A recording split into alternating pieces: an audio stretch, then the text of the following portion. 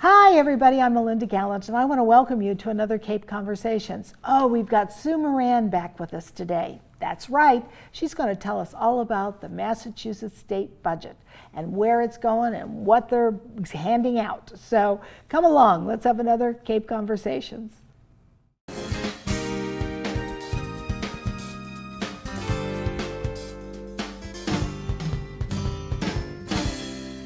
Hi everybody, I'm back again with Sue Moran. Do you like Susan or Sue? I like Sue. Sue? Okay, Sue Moran. My middle name's Sue. We have something in common. Something in common. Melinda Sue. And Sue Moran. We can put you in the South somewhere. Anyway, we're back today. Again, we're talking now about the state budget. And you know what? I'm a culture person, so we'll have to get into whether they're going to give us any money for cultural activities. I don't want to blow the surprise, but I think you'll be happy. Okay, so tell me, I thought that we'd already passed it. Now that shows you how dumb I am. I thought it was passed, done, we're finished. It's not. It's a process. It's a process. When does the fiscal year end? End of July. End of July, not June. Okay, right. So August 1st, I guess, then would start up the new thereabouts? I should know exactly, but thereabouts. We end the session then, so can't do any more to that. Yeah, I got you. And you're in session how many months of the year? We are out for August only. So you guys are full-time? Mm-hmm. Okay. Yep. Well, Rhode Island is weird. They only go 6 months or something, or 3 months or something. I believe they're not full-time legislators. Yeah. This is our job. Yeah. All right, great. So, tell me about the budget, Sue. All right. What are we doing? Explain it to me. Like I was a 6th grader, because we all know I wouldn't get it unless it's that way. Well, it always helps to have an understanding of process, right? So it starts with the governor putting out and filing his budget, which is just happened recently. It's a $36 billion budget that he filed in January. I say recently, just kind of meaning this year. We're getting our arms around it. It may sound like a lot, but when you look at all the operational costs of getting everything the constituents need, we always end up really sort of wishing we had more. And even this year, where there have been surplus monies in the sense that we've gone beyond estimates in some respects, that is sort of a good thing, but it creates kind of a Hunger Games effect because there's so much need out there, there's so much delayed maintenance, and then from that point we went right into this kind of economic recession that we're feeling, and so we're thinking we better kind of put some of this aside in the rainy day fund. So there's that going on kind of in the background. Okay, stop. Rainy day fund. Is that the same as our surplus, or is that something separate? Because I know we got a little bit of a surplus. I think California has like $50 billion or some ungodly amount. Right. I don't know what they're doing with it, but it's sitting there.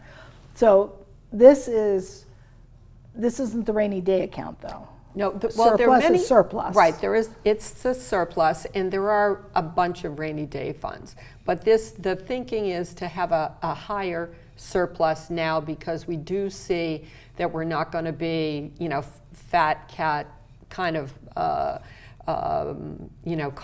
heavy duty coffers for a while. So we're seeing the funding is waning already, and with that in mind, the House filed its budget. And that's gone through the House, and there have been all the legislators put in their specific requests for their districts. We've got local earmarks that get filed. We've got statewide and regional requests, and then we've got language changes in outside sections. And that's all been negotiated and passed through the House already.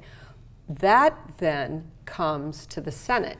We've got that about a week ago. Senate Ways and Means put out the sort of their take on the way the Senate probably is going to add its thoughts and look at different needs. And so we've got the governors, we've got the House, and now we've got the Senate that all the senators, received not too long ago.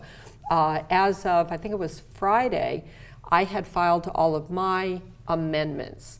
So that includes all of the requests. I've spent the year talking with police stations, police and fire chiefs, town managers, elderly service folks, public health folks, really saying that I want to put in budget requests for my district that folks who work in, for the towns and for the constituents where they can see the needs.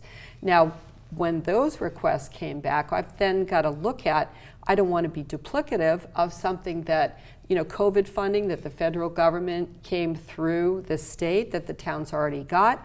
So I look for things that I know are difficult to fund, that will be able to begin bigger projects. Yeah. And I've noticed over the past year or so that multi-district projects have also been favored in terms of what ultimately gets through the budget. For example, Senator Sear and I did a $3 million housing budgetary item that included housing from Orleans as well as Bourne. So I look for those opportunities where you get more bang for the buck. Mm-hmm. And where we stand right now, having just filed all of the earmarks and as I've just said, my next step is I'm going to be meeting with House Ways and Means this week to kind of give the backdrop about why particular things are important, whether it's a housing issue, a school issue, or otherwise. So let's take housing, for instance, mm-hmm. Okay? The need for housing on Cape Cod is extreme. We all know that. The cost of housing on Cape Cod in the last 2 years has gone up beyond belief. I think I read the median price house on the Cape is like $575. I read that. There are a lot. I mean, it's essentially doubled in right. some respects. Well, and here's the thing. So the state has, you've raised our minimum wage. Well, it takes $21, not $14.85 or $15, whatever it is currently. And I'm sorry, I don't know exactly. It takes $21 to live on the Cape, and that's just to get some sort of housing. Maybe it's an apartment, probably not a good one. So what's going to happen with that? I mean, you know what I'm saying? Sure. So you know where I'm going with this?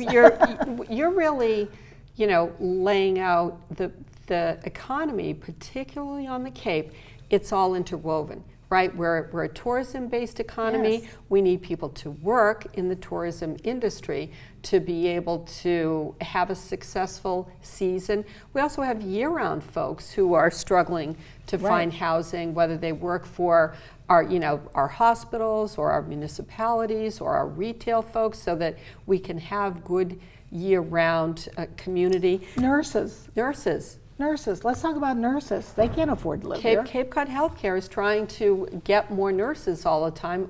Where can they live? And then, of course, we've got the costs of commuting. The entire Senate budget proposal from Ways and Means uh-huh. was $49.68 billion, wow. which was a $2 billion increase over fiscal year 22. So you would think that that's a lot to do things with. When you ask about housing, there's $900 million allocated for housing stability and homeless assistance.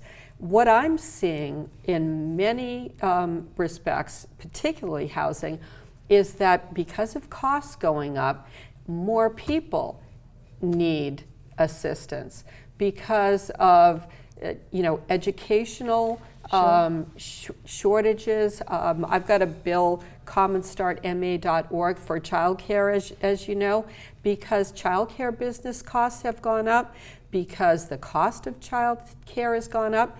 In order for families to be able to get to work, they have to balance, what is my cost of housing?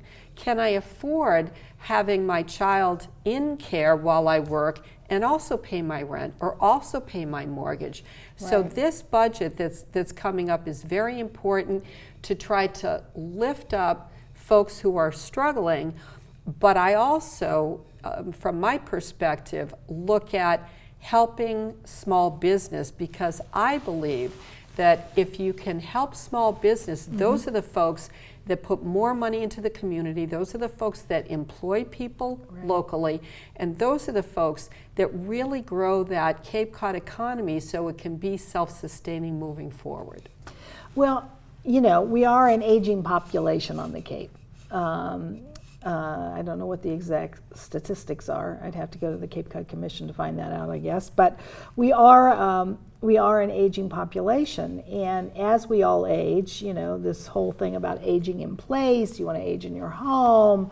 So many people, during COVID, we had all these young people come with families who decided, well, I don't want to live in New York City, or I don't want to live here or there. I want to live on the Cape, where my second home is, and they went up 4 stories and such, especially here in Sandwich.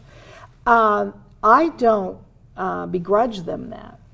It's just, now they're adding to our population, but what are they going to do other than pay their property taxes, which they do, and thank you very much for that. But how is that going to help our economy, and how does the budget interact with those kinds of situations? Do you see where I'm going with that? One of the, you know, certainly there are great contributions to folks coming and staying, but the flip side of that is the demand on resources. Right. We end up needing more police and fire, for example, to take care of folks and roadways, you know, more DPW, all of that. And the expenses are rising way faster than taxes. And so if we tax more, you know, the folks who can afford it can still afford Right. it. But we have a bedrock population, for example, seniors on a, you know, limited, you know, income stream that's not keeping up with the expenses. And so we're ending up really pushing our bedrock community out because of affordability. And that again comes back to the housing issue. And so local municipalities have to decide that they are going to put more money to affordable housing in order to protect that community. And how do you get the communities to do that? Well, housing advocates locally here on Cape Cod will tell you that come to a select board meeting, come to a town meeting, really show up, volunteer on a board. And I know as a past chair of the Board of Selectmen in Falmouth, it was always important, you're serving the community, to know what the most important issues are when you've got a need for, say, you know, an important need, a new fire station, and you've always got housing needs.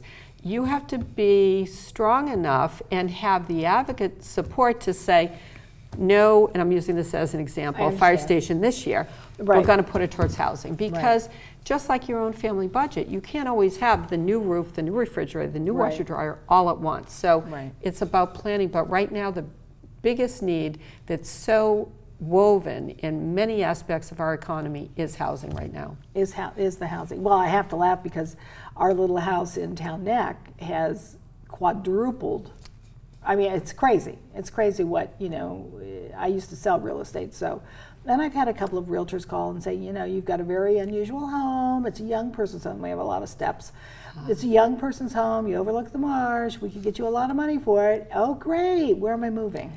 That's the other thing. We were smart enough years ago in some communities to put aside and have donors provide funding for open space. Sure. I can't tell you how many times I thought about if we did that for housing at that time, we'd be in a much more successful position right now.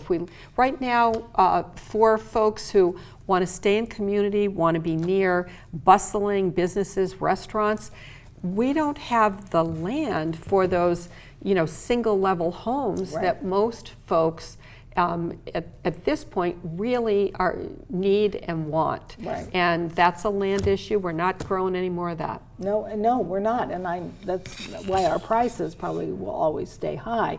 And you know, in other parts of the country, Susan, they are addressing the situation for people over the age of 75, let's say, you know, 80 and even older, where they are building communities of what I'm going to call tiny houses, for lack of a better term, around communal gardens with, you know, little, you know, the garages in the back and front porches on the front, and I've seen a couple of those, and how these villages allow people to age in place in their own communities.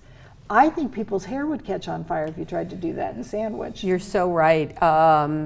And that's one of the things that bothers housing advocates. And that's why they say, go and tell your municipal leaders that that would be something that you would appreciate. When you look at Mashpee Commons, for example, when Mashpee started developing that, and folks said, oh, it's Cape Cod, and really, you know, it's going to be too much like a mall. And when we look at, you know, certainly time helps everything, right. You know, so planning a wedding, for example, on the day, those details don't seem to mean as much. But now, you know, it seems to be really the goal of, I remember doing some planning exercises for housing in Falmouth and hearing people say, well, something like Mashpee Commons, where we have, you know, retail downstairs and housing upstairs. And now as Mashpee Commons tries to expand to really answer the housing need that they're looking at, it's a challenge. So, you know, it's really a matter of public information getting out there so that you have, you know, the real facts. You've got to have a listening opportunity so the concerns are heard and adapted to if needed. And you've got to look at, you know, what are the costs going to be to the taxpayer and otherwise. Sure. Well, something near and dear to my heart, as I think I've told you, is obviously anything that has to do with the arts and culture. And once again, my mind has gone blank about the actual dollar number to the Cape that the arts brings in. But we are so fortunate here, not only to have the Cape Cod Art Gallery, and then we have the Cape Cod Artists Association, and then we have all these privately owned galleries, and we have the Cotuit Center for the Arts in the Upper Cape. Then we have all the community theaters. Oh my God, there must be 20 of them. And some of them are semi-professional because they pay and what have you. And then we have a couple of movies made here, and you know, once in a while with independent filmmakers. There's a lot of money here on the Cape that goes back into the community from the arts. What is the state going to do to help us along with that? So I think we have to make part of our regular conversation that there is art tourism, because what happens when people come for an event, it may be their first experience with the community. They very likely are going to a restaurant. They very likely might look at, you know, where could I stay that might be near a beach, or, you know, heritage, or, you know, other incredible learning experiences. This budget has $22 million for Mass Cultural Council to support local arts and creative economy. And actually, later today, one of my meetings is with Keiko, who works at Mass Cultural, and I'll be able to tell her that we had a conversation about Sandwich. But I sit on the Cultural Council here, okay. So I understand how that all works, but please explain it to everybody else. Well, you know, as we all have to vie for our communities to get funding, and Mass Cultural looks at all of the requests and, you know, puts it through their, you know, bubblegum machine and decides where things go. But again, what the state has been doing lately is when you can show that you've joined with other groups and really been able to stretch those dollars, you know, that's something that's attractive and more likely to be funded. When we look at how well the Cape works together, so, you know, when we have all of our 13 or so communities, the Vineyard, Nantucket, we've got especially this year where there are a lot of outdoor activities, we've still I've got funding going to the Sandwich Chamber to beat COVID. There are things that what we want to do is support the arts and support businesses with our tourists coming and feeling comfortable. Sure. So that's one of the things that we're focused on. But we need to continue to educate people so that they know it's not an extra. It's not something that is just a fine opportunity for folks who may have the time. This is something we want to grow our next generation to have an opportunity as a potential career, as potentially to teach. So it's not only a foundation of our tourism economy, it really is a foundation of the way I think we grow kids on the Cape. Well, it's also, you don't live by bread alone. You do have to have those cultural activities. You have to have things with heart, as I like to say, and things that challenge you a little bit mentally, which the arts, I think, it can do that. Big time. Well. Our comfort zone, we're not going to go there. Yeah. No, it won't. No. And one other thing I want to ask you about. So what's the story with the bridges? We getting them? We're not getting them? I think the best money, so to speak, is on yes, we're getting them. Okay. It's really a matter of how and when. I went to a meeting at Senator Markey's Boston office not too long ago that had the Bourne selectmen and all the state delegation, and we were essentially brainstorming on all of the federal opportunities for funding along with the state. So obviously we're not the only game in town. There are other bridges in Massachusetts that are in bad shape, and there's certainly big projects all over the country. We're making sure that we are shovel ready. Why is that important? Because, like everyone, the federal government likes to show that there's a good possibility of success. Sure. We had the Army Corps of Engineers right at the meeting to be able to hear what exactly do you need when? We had Senator Markey's office saying these are the funding opportunities and when they're coming up. We had someone that was a grant expert. We had folks from the towns to be able to say, what about eminent domain purchases? What about routes? What about traffic? So that, it's often said, well, there's a big project done, and why didn't anybody talk to each other about these concerns? I can at least say that everyone involved is doing their absolute best to try to pull together all those concerns, and then the next steps will be more community outreach, which I always appreciate. Well, I know they always include Bourne on everything because the two bridges are in Bourne. Makes sense. You have no idea the traffic impact in Sandwich when those bridges, or when the Sagamore Bridge is closed down. I always laugh. If there was something happen, if that power plant did blow up, there's nowhere to go. Exactly. And the evacuation route is kind of a joke, to be honest. Exactly. So, until we get new bridges, have they thought about public-private partnership for the bridges? That may come in the future. Right now, it's important that the state, the federal government, does the reconstruction, because the state just doesn't want that burden. It's not exactly what they're always an expert in.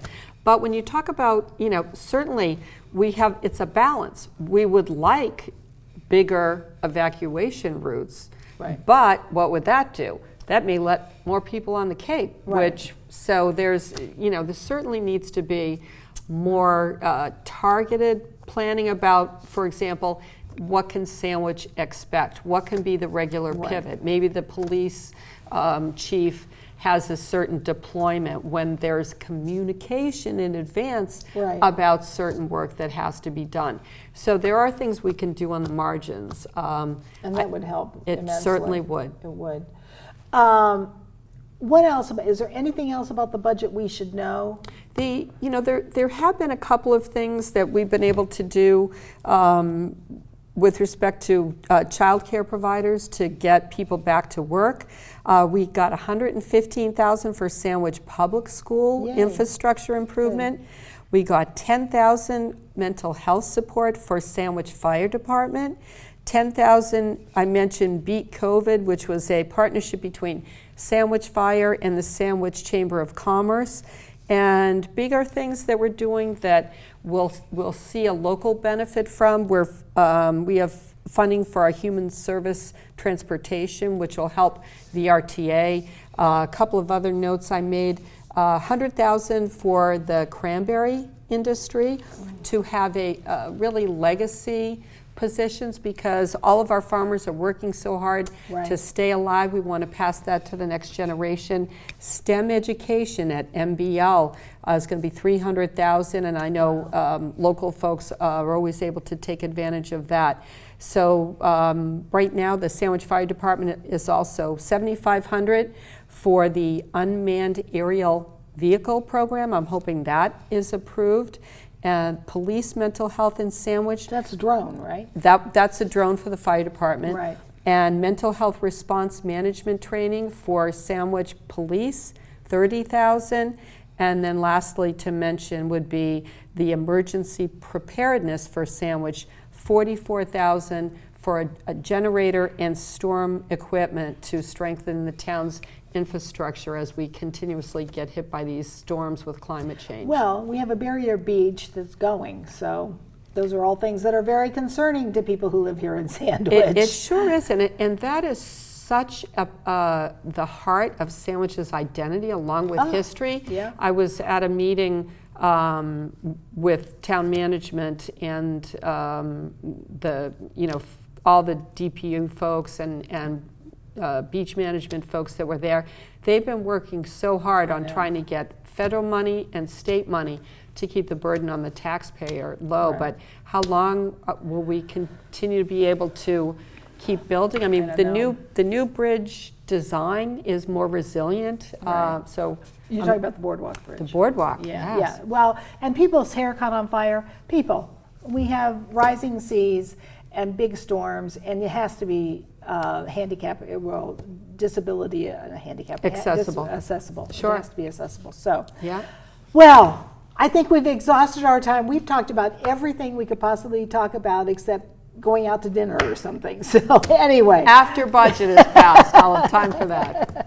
Anyway, thank you so much, Susan. I really appreciate you coming today and joining me. I always enjoy it. Thanks for making it so informative and yet so, such a great experience. Well, just so you know, you explain it to me like a sixth grader and we get it. Thank you. Wow, Sue Moran has done it again, our state senator. She's right on top of everything that has to do with the state budget and where all that money is going. It is amazing how much money is going to come down to the Cape this time, and that's always a good thing. So thank you for joining me today, and I will see you next time on another Cape Conversations.